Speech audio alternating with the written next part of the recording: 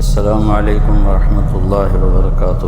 بسم اللہ الرحمن الرحیم والصلاة والسلام علی رسولہ الکریم وعلی آلہ واصحابہ اجمعین۔ اللہ تبارک و تعالیٰ کی اس امت کے ساتھ جناب رسول اللہ صلی اللہ علیہ وسلم کی توفیل اور ان کے صدقے میں بے شمار مہربانیاں ہیں، ان گنت مہربانیاں ہیں۔ اس میں ہمیں دو عیدیں بھی ان نعمتوں میں شامل ہیں جو کسی امت کو رمضان کے بعد عید کی نماز نہیں ملی، اور 10 ذو الحج کو عید قربان نہیں ملی، اور قربانی کرنا یہ نہیں ملا۔ اس امت کے بے شمار فضائل میں سے آج یہ ایک فضیلت کی ہم بات کر رہے ہیں، عید قربان۔ روشن خیالی کا زمانہ آ گیا ہے۔ روشن خیالی تو نہیں ہے، وہ اندھیر خیالی ہے کہ کتنے لوگ یہ کہنا شروع کر دیا ہے کہ قربانی کا کیا فائدہ، اتنے جانوروں کا خون ضائع ہوتا ہے، لوگوں کو ویسے دیا جائے، ویسے ان کی مدد کی جائے، اور اس قسم کی باتیں۔ تو ایک آیت ہے، یا ایھا الذین آمنوا لا تقدموا بین یدی اللہ ورسولہ، اے ایمان والو اللہ اور اس کے رسول سے آگے مت بڑھو۔ اب یہ اس وقت تو یہ حکم تھا جب صحابہ تھے، تو جب آپ چل رہے ہوں تو ان کے آگے مت چلو، لیکن قیامت تک کے لیے قرآن ہے، تو اس کا معنی جو مفسرین نے کیا ہے وہ یہ ہے کہ اللہ اور اس کے رسول کی بتائی ہوئی ترتیب زندگی کو کراس مت کرو، اس کے آگے نہ نکل جاؤ۔ ہماری عقلوں کا معیار کیا ہے، ہمارے علم کا معیار کیا ہے؟ تو میرے نبی نے حج کے موقع پر ایک بکرا آپ ذبح فرما دیتے تو آپ کی قربانی ہو جاتی۔ یہ سنت ابراہیم ہے۔ میں تھوڑا پیچھے چلا جاؤں کہ وَإِذِ ابْتَلَىٰ إِبْرَاهِيمَ رَبُّهُ بِكَلِمَاتٍ فَأَتَمَّهُنَّ قَالَ إِنِّي جَاعِلُكَ لِلنَّاسِ إِمَامًا قَالَ وَمِنْ ذُرِّيَّتِي قَالَ لَا يَنَالُ عَهْدِ الظَّالِمِينَ، کہ جب اللہ تعالیٰ فرماتے ہیں کہ جب میں نے اپنے خلیل ابراہیم کو امتحانوں میں ڈالا تو وہ ہر امتحان میں پورا نکلا، تو میں نے کہا کہ ابراہیم میں تمہیں لوگوں کا امام بنوں، تو انہوں نے فرمایا میری نسل میں بھی ہو، تو کہا نہیں، جو ظالم ہوں گے وہ اس کے حقدار نہیں ہوں، جو فرما بردار ہوں گے وہ اس کے حقدار ہوں۔ اور اس میں جو ایک بہت بڑا امتحان لیا کہ 84 سال کی عمر میں بیٹا پیدا ہو، 60 سال اگر 20 سال کی عمر میں شادی ہوئی ہو تو 64 سال دعا مانگتے رہے، رب ھب لی من الصالحین، اور اللہ نے بیٹا دیا تو فرمایا اس کو چھوڑ کے آؤ یہاں سے دور۔ انہوں نے عرض کی کہاں؟ فرمایا جبریل تمہیں راستہ دکھائے۔ جبریل انسانی شکل میں ایک اونٹنی پر سوار ہو کر تشریف لائے، ان کے پیچھے حضرت ابراہیم علیہ السلام، حضرت حاجرہ علیہ السلام اور حضرت اسماعیل علیہ السلام، یہ تینوں ایک اونٹنی پر سوار۔ اور جب مکہ کے کالے پہاڑ آ گئے اور ایک وادی تھی نیچے، تو پہاڑ ایسے اوپر اس کے کھڑے ہوئے تھے، انہوں نے اس کو چھپایا ہوا تھا اس وادی، کہنے لگے یہاں چھوڑ دو اور تم خود واپس چلے جاؤ۔ وہ حیران ہوئے، آگ میں ڈالے گئے تو کچھ نہیں بولے، حسبی اللہ و نعم الوکیل اتنا کہا، لیکن جب وہاں کہا جبریل نے یہاں چھوڑ دو، تو کہنے لگے یہاں کیسے چھوڑ دوں، یہاں تو کچھ بھی نہیں ہے۔ تو جبریل بولے کہ آپ کے اللہ کی منشا ہے، ان دونوں کو یہاں چھوڑ دیں، اس بچے سے اللہ تعالیٰ آخری نبی کو پیدا فرمائیں۔ تو یہ اتنی بڑی قربانی تھی، اور ان سے بڑھ کر قربانی حضرت حاجرہ کی تھی کہ اگر وہ آپ کی دوسری بیوی سے پیدا ہوتا تو وہ آپ کی ہم عمر تھی، اور اللہ نے ان سے بھی حضرت اسحاق ان سے پیدا ہوئے، وہ بعد میں پیدا ہوئے۔ ان کی جو بیگم تھی حضرت سارہ، تو ان سے نہیں پیدا ہوا، وہ مصر کی شہزادی سے پیدا ہوا جن کی 20-25 سال عمر تھی۔ تو وہ کہنے لگی آپ کدھر جا رہے ہیں؟ تو وہ خاموش، وہ حیران پریشان کہ مجھے اکیلے چھوڑ کے کہاں جا رہے ہیں؟ تو چلتے چلتے چلتے جہاں آج زمزم کے پانی کے وہ کنیکشن لگے ہوئے ہیں، کدئی اس کو کہتے ہیں، وہاں پہنچے 3-4 میل چل کے۔ تو پھر حضرت حاجرہ کو خیال آیا یہ نبی ہیں، کہیں اللہ نے نہ کہا ہو، تو فرمانے لگے اللہ امرک، کیا اللہ نے آپ کو حکم دیا ہے؟ تو آپ نے ایسے سر ہلائے۔ فَإِذًا لَنْ يُضَيِّعَنَ اللَّهُ، پھر اللہ ہمیں ضائع نہیں کرے گا آپ چاہیں۔ وہ اونٹیں پہ سوار ہوئے، اور آپ ذرا تصور کریں، مسرات بھی سن رہی ہوں گی کہ 20-25 سال کی بچی کو مکہ کے کالے پہاڑوں میں، جہاں نہ انسان، نہ پانی، نہ سایہ، نہ درخت، نہ چھاؤں، اکیلے چھوڑ دیا جائے، اور وہ شہزادی، تو اس پہ کیا بیتی ہو، اس پہ کیا گزری ہوگی؟ تو ان کو دیکھتی رہیں۔ جب وہ پہاڑ پار کر کے نیچے چلے گئے تو پھر بوجھل قدموں سے واپس آئیں۔ تو اللہ تعالیٰ نے ان کی قربانی پر زمزم کا کنواں نکالا۔ تیسرے دن جو پانی دے گئے تھے، کھانا دے گئے تھے، وہ ختم ہو گیا۔ تو پھر انہوں نے صفا مروہ کے 7 چکر لگائے کہ کوئی انسان بشر نظر آ جائے، لیکن کوئی نظر نہیں آیا۔ 7ویں چکر میں وہ ان کا دم گھٹنے لگا اور سانس پھولنے لگا اور وہ گر گئیں۔ جب بیٹے کی طرف نظر دوڑائی تو وہاں ایک آدمی کو کھڑے دیکھا، تو پھر ایک دم بھاگی تو دیکھا تو وہ آدمی تو غائب تھا، اور اس بچے جہاں ایڑیاں رگڑ رہا تھا وہاں سے چشمہ نکلا ہوا تھا پانی کا، جو زمزم کا کنواں کہلاتا ہے۔ اور اس سے پرانا کنواں دنیا میں کوئی موجود نہیں جو آج بھی اسی طرح صاف ستھرا پانی دے رہا ہو۔ اس میں کیڑے نہیں پیدا ہوتے، اس میں مینڈک نہیں پیدا ہوتے، اس میں وہ پانی میں سبز رنگ کی کائی جم جاتی ہے، وہ نہیں جمتی، کوئی مچھر وہاں پیدا نہیں ہوتا، اور کوئی اس کا کسی چشمے سے رابطہ نہیں، تعلق نہیں، کسی پیچھے پانی کے کسی حوض کے ساتھ یا پانی کے کسی خزانے کے ساتھ اس کا رابطہ نہیں۔ وہاں جو انجینئر تھے کنویں پر، وہ انڈین تھے، وہ مجھے ملے، انہوں نے بتایا کہ جب ہم چلاتے ہیں موٹر ٹربائن کو تو اس میں سوراخ ہیں کنویں کی دیواروں میں، ان سے پانی ایسے ابل کے آتا ہے، اور جب ہم بند کرتے ہیں ٹربائن کو تو وہ پانی بند ہو جاتا ہے، اور آج تک اس کا لیول کبھی بھی کم نہیں۔ تو پھر اللہ تعالیٰ نے فرمایا اب جاؤ اور ذبح کر کے آ جاؤ۔ جس باپ کی عمر کو تقریباً کوئی 90 سال سے اوپر ہو چکی ہو، اور وہ فلسطین سے چھری لے کر چلا ہو کہ بیٹے کو ذبح کرنے جا رہا ہوں، تو اس پہ کیا بیتی ہوگی ان لمحات میں، اس سفر میں، اس کے دن رات میں، کس طرح خیال آتا ہوگا، کیسے ذبح کروں، کیا ہوگا۔ اور پھر ان کو لے کر جب وہ پہنچے اس جگہ، وہ جگہ تو اب انہوں نے صاف کر دیا، پہاڑ ہٹا دیے ہیں، اللہ ان کا بھلا کرے، حاجیوں کی سہولت کے لیے۔ تو میں اس جگہ پہ گیا ہوں، میں نے دیکھی ہے جب پہاڑ کھڑے تھے، تو چاروں طرف پہاڑ ہیں، بیچ میں ایک چھوٹی سی وادی ہے۔ کہنے لگے بیٹا میں دیکھتا ہوں کہ میں تمہیں ذبح کر رہا، اور نبی کا خواب وحی کے برابر ہے۔ تو انہوں نے فرمایا یا ابا تفعل، بابا فوراً کرو، یا ابا افعل بھی نہیں، یا ابا تفعل، اتنی تیزی سے فرمایا کہ الف کو گرا دیا۔ ستجدنی انشاء اللہ من الصابرین، تو مجھے دیکھے گا کہ میں صبر کرنے والوں میں سے۔ تو کہنے لگے تجھے پتہ بھی ہے کہ میں کیا کہہ رہا ہوں؟ کہنے لگے ہاں پتہ ہے، آپ مجھے ذبح کریں گے میں مر جاؤں گا، لیکن مجھے دنیا کے بدلے جنت مل جائے گی، آپ کے بدلے مجھے اللہ مل جائے گا۔ پھر فرمانے لگے کہ ہاں مجھے یہ دکھ ضرور ہے کہ میری ماں کو بڑا صدمہ ہوگا۔ تو اپنا کرتا اتارا اور وہ ان کو دیا کہ یہ جا کے کرتا میری ماں کو دے دینا، جب میری یاد آئے گی میرا کرتا دیکھ لے گی۔ اور وہاں اللہ کا حکم پورا کیا، اور لٹا کر جب چھری چلانے لگے تو کرنے والا تو اللہ ہے، یہاں کوئی لوہے کا ٹکڑا نہیں آیا، یہ جگہ پتھر نہیں بن گئی، لوہا نہیں بن گئی، چھری موم نہیں بنی، چھری اسی طرح تیز ہے اور گردن اسی طرح نرم ہے، لیکن وہ اوپر سے حکم آ گیا نہیں کاٹنا۔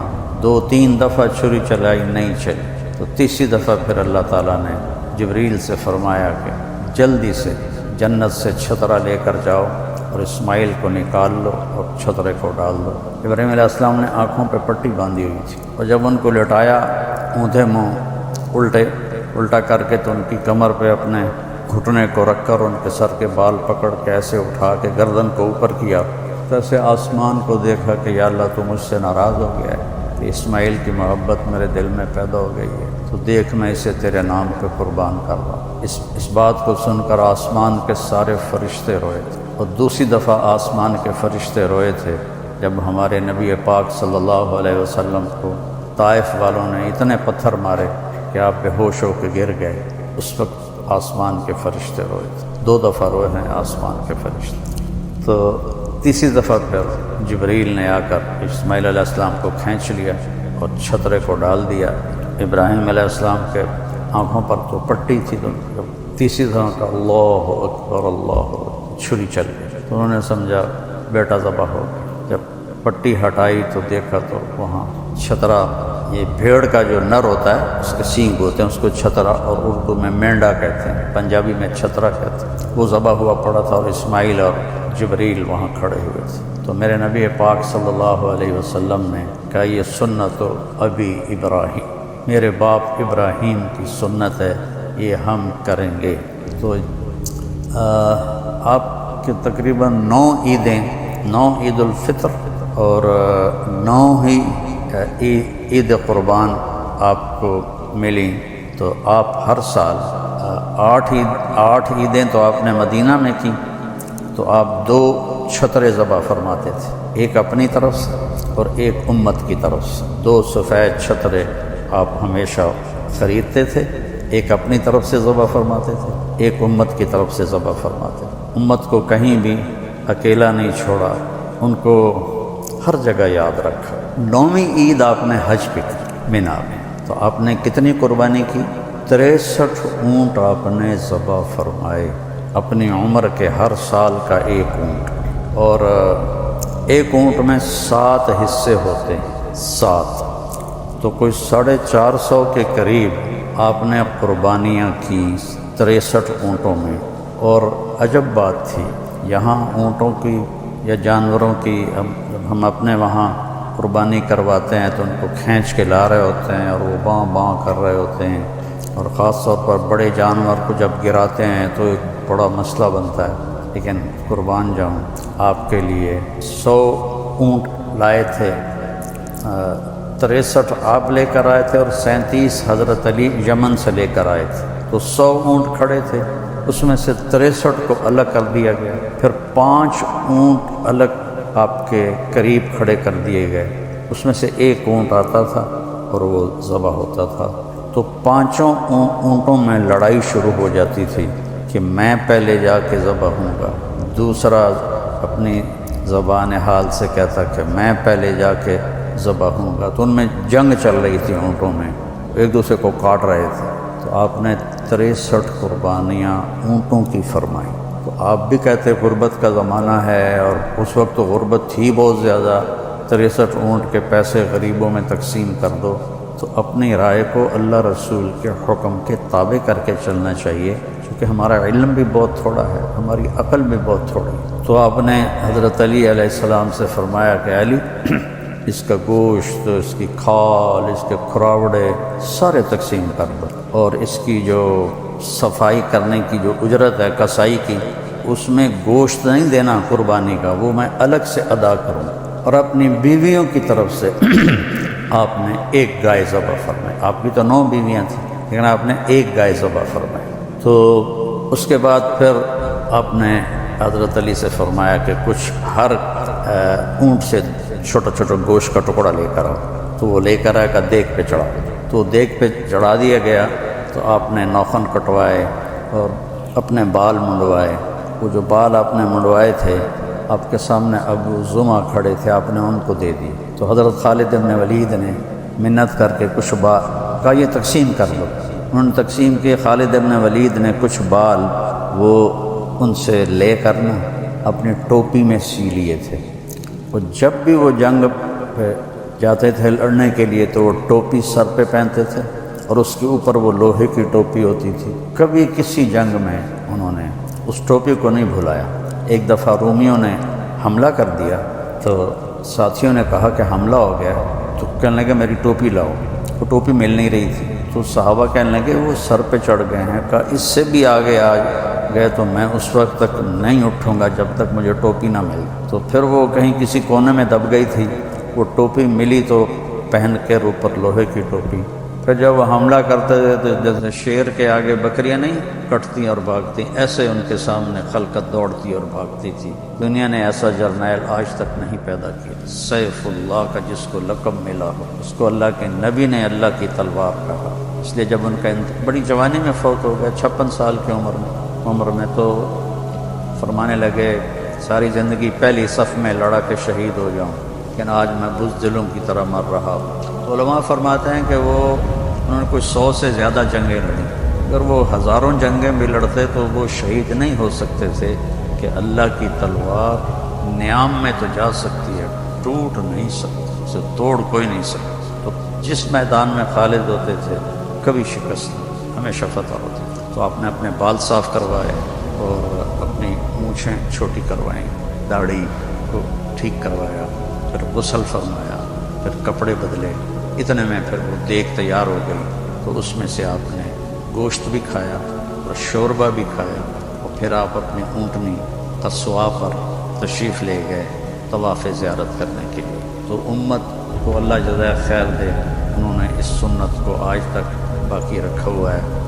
لوگ بڑھ چڑھ کی قربانیاں کرتے ہیں، اور اللہ تعالیٰ آپ کے جو خون کا پہلا قطرہ گرتے ہی جو قربانی کرنے والا ہے اس کے اللہ تعالیٰ بخشش فرما دیتا ہے، بشرطے کہ اس کے ساتھ کوئی اور کبیرہ گناہ نہ ہو۔ اور جتنے اس کے جسم پہ بال ہوتے ہیں، ہر بال کے بدلے ایک نیکی لکھی جاتی ہے، اور ایک پھر 10 گنا ہوتی ہے، کہ 10 سے جتنا اخلاص ہوگا بڑھتے بڑھتے کہاں سے کہاں چلی جائے گی۔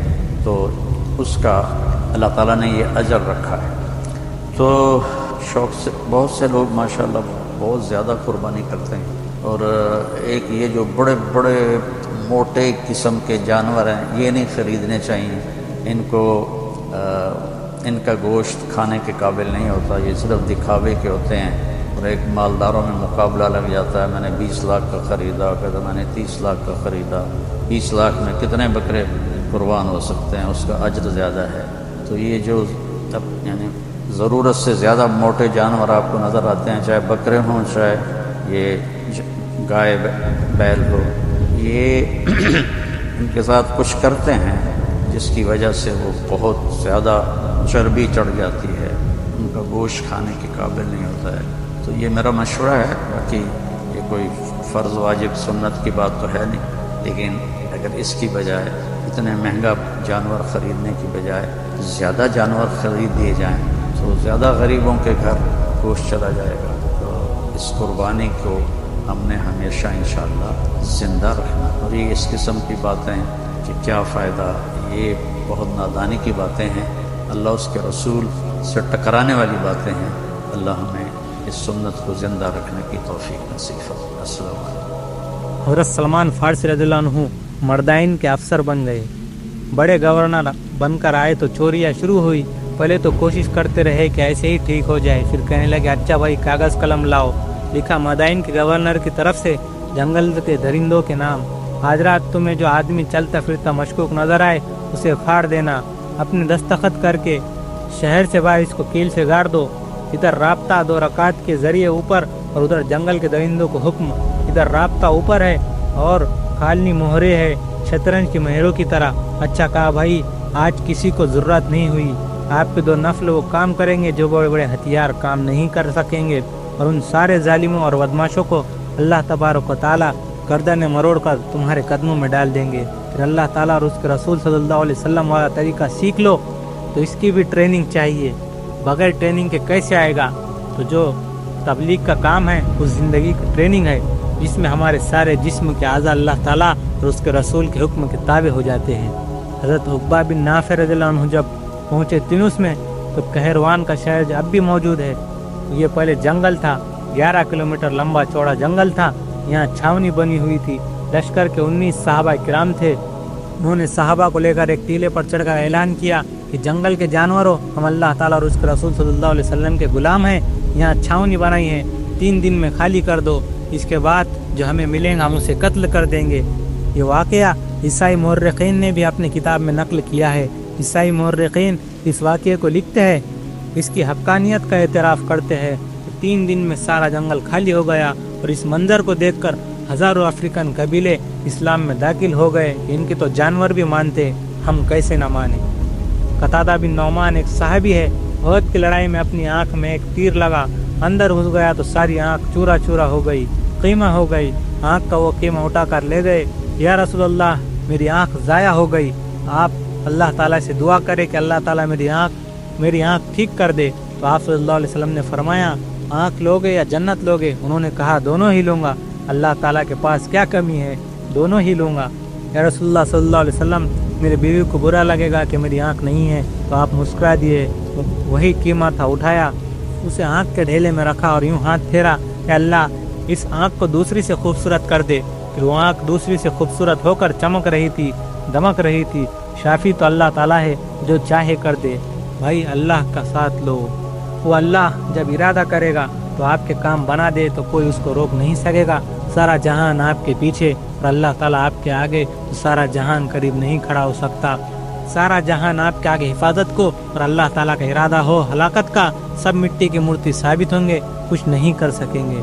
میں مصیبت ڈال دوں تو پاکستان کو اور ساری دنیا کے ماہرین معاشیت اس مصیبت کو دور نہیں کر سکیں گے۔ لوگ پاگل ہے کہ اندھوں سے پوچھ رہے ہیں کہ راستہ بتاؤ، اور اگر میں بھلائی کا ارادہ کر لوں تو سارا جہان مل کر تمہیں نقصان نہیں پہنچا سکتا۔ جب صحابہ اکرام رضی اللہ عنہم ایران میں داخل ہوئے، جب ایران کے بادشاہ یزدور کے پاس گئے تو درباری ہنسنے لگے کہ اچھا انہی تیروں سے ایران کو فتح کرنے آئے ہو؟ ان کے تیر چھوٹے چھوٹے تھے اور ایرانیوں کے تیر بڑے بڑے تھے، کیا ان چھوٹی چھوٹی تلواروں سے ایران فتح کرو گے؟ تو صحابہ اکرام رضی اللہ عنہم نے کہا تم اس کی تیزی میدان میں دیکھو گے، ہمارے ساتھ اللہ تعالیٰ کا غیبی نظام ہے اور ہم حضرت محمد صلی اللہ علیہ وسلم کے غلام ہیں۔ آج جو بات چھوٹی ہوئی ہے۔ حضرت علی رضی اللہ عنہ عشاء کی نماز پڑھ کر گھر کی طرف نکلے تو ساتھی پہرا دے رہے تھے۔ کہا یہ کیوں پہرا ہے؟ کہا آپ کو خطرہ ہے اس لیے پہرا دے رہے ہیں۔ فرمایا کس کی وجہ سے پہرا دے رہے ہو، زمین والوں سے یا آسمان والوں سے؟ تو اس پہرا دینے والے نے کہا آسمان والے سے پہرا کون دے سکتا ہے، ہم زمین والوں سے پہرا دے رہے ہیں۔ فرمایا جاؤ سو جاؤ، آسمان والا جب تک طے کرتا ہے زمین والے کے پہرے نفع نہیں دیتے، جب آسمان والا طے نہیں کرتا تو یہاں کے تیر تلوار کچھ اثر نہیں کرتے، جاؤ آرام کرو، اور واپس بھیج دیا۔ میرے بھائیوں، آج مصیبت پر اللہ تعالیٰ کی طرف دوڑ ختم، تنگی میں اللہ تعالیٰ یاد نہیں آتا، مصیبت و پریشانی میں یاد نہیں آتا، جب سارے اسباب ٹوٹ جاتے ہیں تب اللہ تعالیٰ کو یاد کرتے ہیں۔ کوئی کہے ڈاکٹر کے پاس جاؤ، کوئی کہے تھانے دار کے پاس جاؤ، کوئی کہے وکیل اور جج کے پاس جاؤ، تو میں اللہ تعالیٰ سے تعلق کاٹ کر اپنے جیسے مخلوق کے پاس جاؤں تو مجھ سے بڑا احمق کون ہوگا؟